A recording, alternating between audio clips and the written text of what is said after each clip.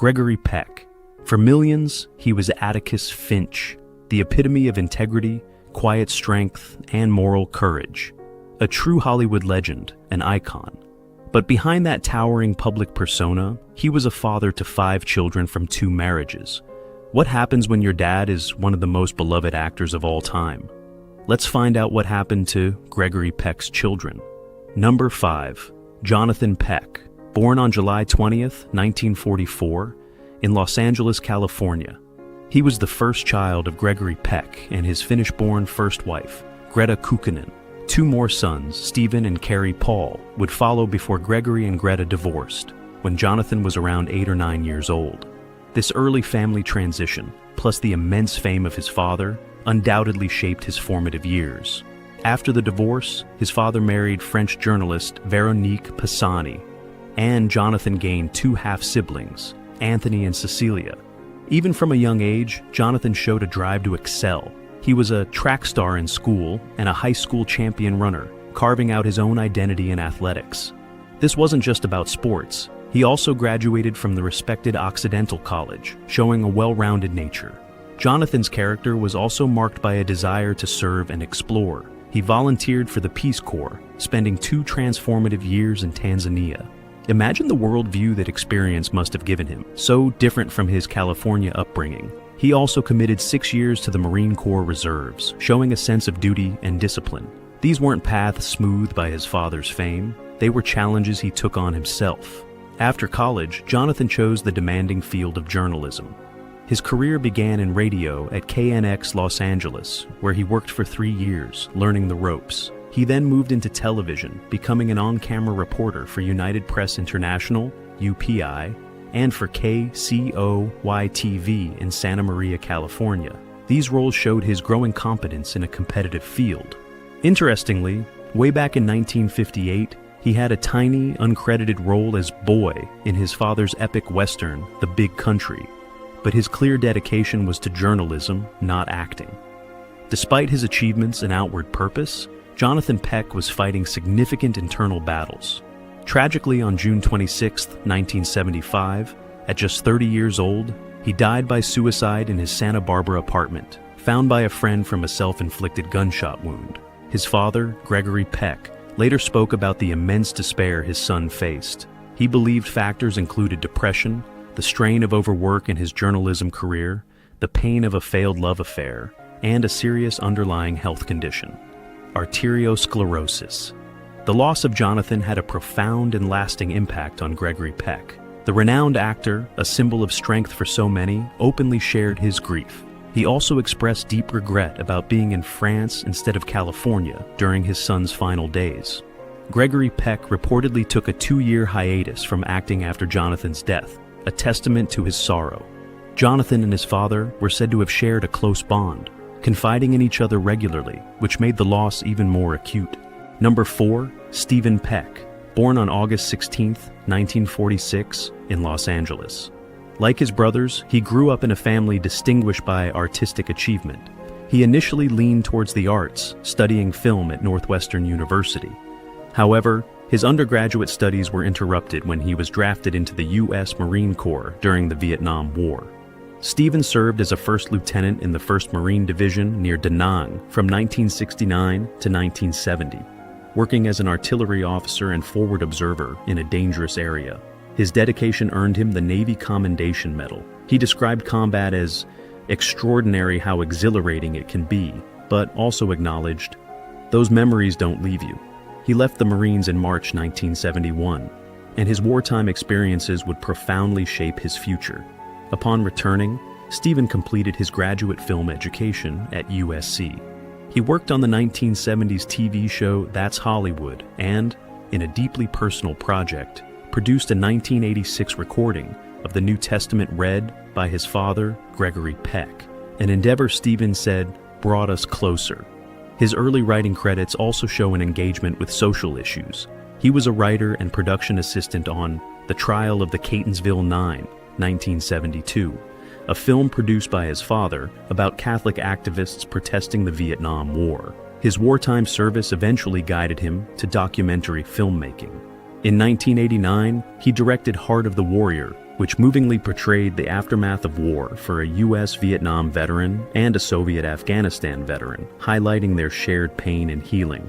But it was his 1990 to 1991 documentary, Far From Home, focusing on homeless Vietnam veterans in Venice, California, that became a pivotal turning point. He said, his life changed in 1990 when Peck made a film about a group of homeless veterans. He realized being an observer on the problem wasn't enough. He needed to be an active participant in solving the problem. This realization propelled Steven to retool. He earned a master's degree in social work, MSW, from USC in 1997. Even while studying, he began working as an outreach worker at a VA medical center, reaching out to veterans one by one on the street. Within a week of starting this work in 1993, he knew he'd found his calling. In 1996, Steven was recruited to U.S. Vets, then United States Veterans Initiative, as Director of Community Development. He went on to become the inaugural director of their largest site in Long Beach, California. His leadership was quickly recognized, and in August 2010, he was appointed President and CEO of U.S. Vets. For 14 years, he led the organization, transforming it into the nation's largest nonprofit dedicated to providing housing, employment, and counseling to at-risk and homeless veterans. Under his guidance, U.S. Vets expanded significantly, and the number of homeless veterans in the U.S. dropped by about half. His leadership philosophy centered on empowering veterans towards sustainable independence. He often quoted a lesson from the Marines: "If you don't go where the trouble is, you can't solve the problem." After more than 28 years, Steven Peck retired as President and CEO on January 2, 2025. But his commitment hasn't ended. He continues to work with USVETS on key initiatives like the major West LA VA housing development, and remains deeply involved in national advocacy for veterans. He also serves as president of the California Association of Veteran Service Agencies, CAVSA, and is on the board of the National Coalition for Homeless Veterans, NCHV. Steven Peck's first marriage was to Kimmy Peck, divorced 1978. He later married Francine Matarazzo, with whom he had his son, Ethan Peck, born 1986, who has followed in his grandfather's footsteps as an actor. This marriage also ended in divorce. Steven is currently married to Christine Kidd, a respected food writer and former food editor of Bon Appetit magazine. They live in Topanga Canyon, Los Angeles, with their Labrador, Atticus, a clear nod to his father's iconic role. Steven has a stepdaughter, Marisa Matarazzo, a writer. He has said, "There's not a decision I make without thinking of what my father would do," showing Gregory Peck's enduring moral influence. Number 3. Carey Paul Peck.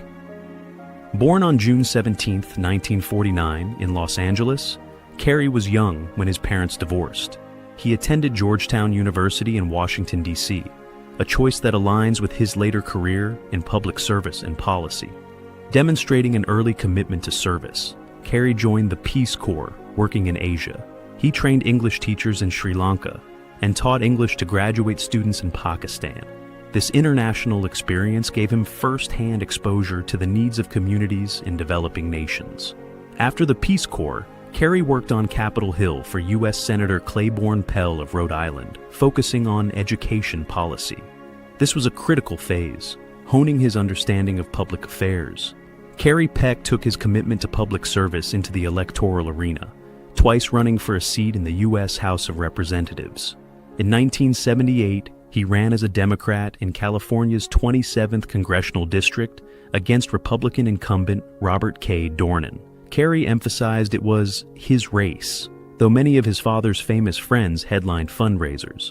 The election was incredibly close, with Carey getting 49% of the vote to Dornan's 51%.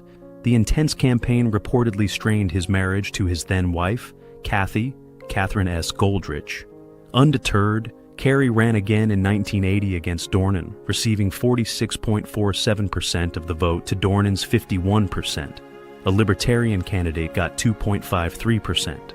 After this second unsuccessful bid, Carey transitioned away from direct political candidacy. After his congressional campaigns, Carey Peck moved into the private sector as a bank officer. Later, he found a lasting professional home at the Los Angeles Unified School District, LAUSD. There, he has served as a principal analyst and grant administrator, pioneering and championing empowering after-school programs. One of his most prominent contributions has been his significant involvement with the Cyber Patriot Program, a national youth cyber education initiative. For over a decade, Carey has been a consultant for this program at LAUSD's Beyond the Bell, helping it align with their mission of providing career-oriented STEM education, especially for students from underserved communities. Liz Frauman, former director of the California Cyber Hub, called him the quiet strength behind LAUSD's cyber success. He's witnessed students find direction through cybersecurity, some going on to advanced studies in AI. Carey Paul Peck married Catherine S. Goldrich in 1978, and they have a daughter, Marissa John Frances Peck, born 1983. He later married Lita Albuquerque, an acclaimed environmental and installation artist. They have a son, Christopher Jonathan Peck, born 1990.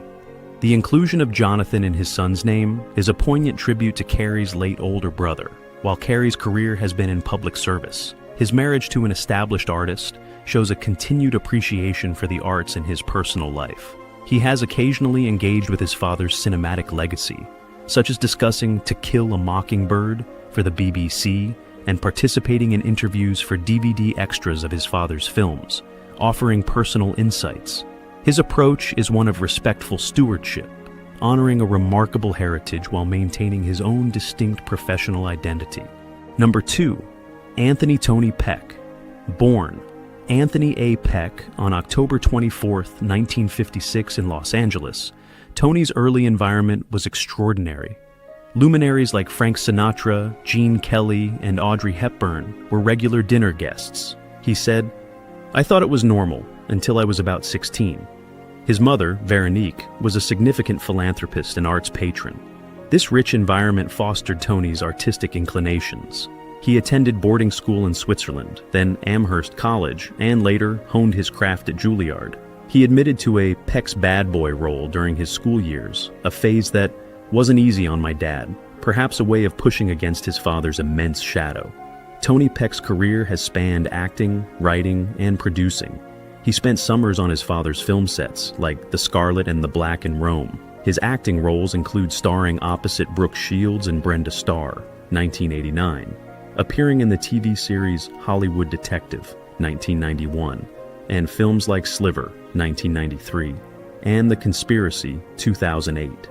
As a writer, his credits include Free Money, 1998, and Diary of a Sex Addict, 2001, both of which he also produced. An upcoming film, Eurotrash, currently in post-production, credits Tony as writer and producer and features his son, Zachary Peck, in an acting role, marking an intergenerational collaboration. GregoryPeck.com also notes Tony as a singer. Beyond the arts, Tony Peck also ventured into U.S. politics, running for a seat in the U.S. House of Representatives.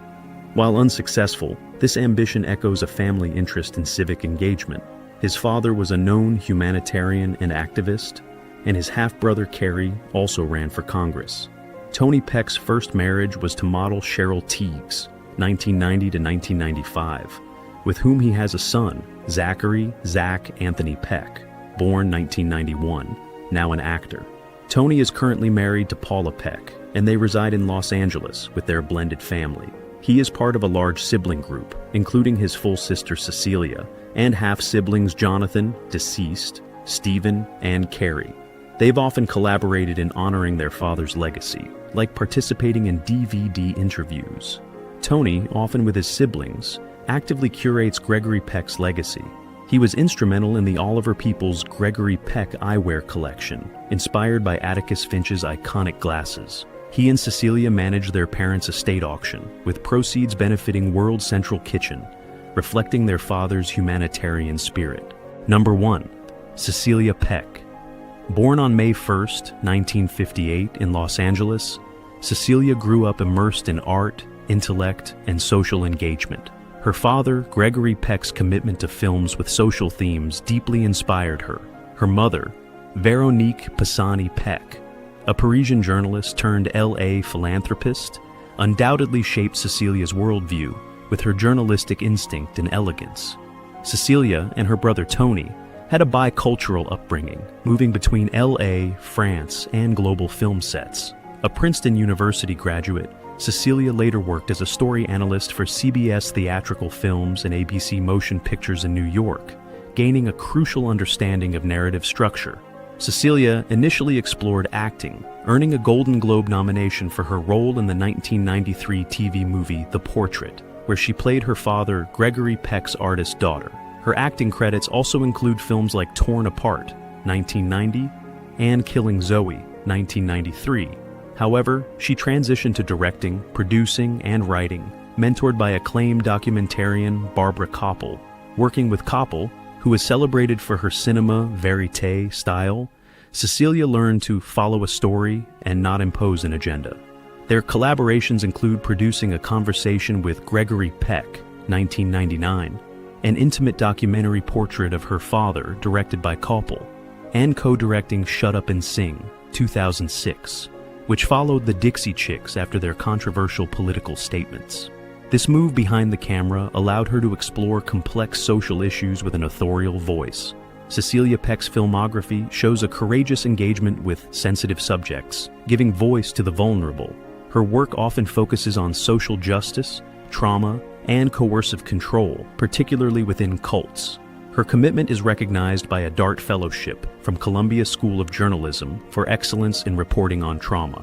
Landmark productions include Brave Miss World, 2013, a Netflix documentary she directed and produced, telling the story of Lenore Abergil, an Israeli Miss World who transformed her trauma of rape into global advocacy. Released before the Me Too movement, it was pioneering. Seduced, Inside the Niggy VM Cult, 2020. As showrunner, director, and EP for this Starz docu-series, Peck meticulously charted India Oxenberg's harrowing experiences in Nig's VM. It earned Emmy nominations and praise for its sensitive, trauma-informed portrayal.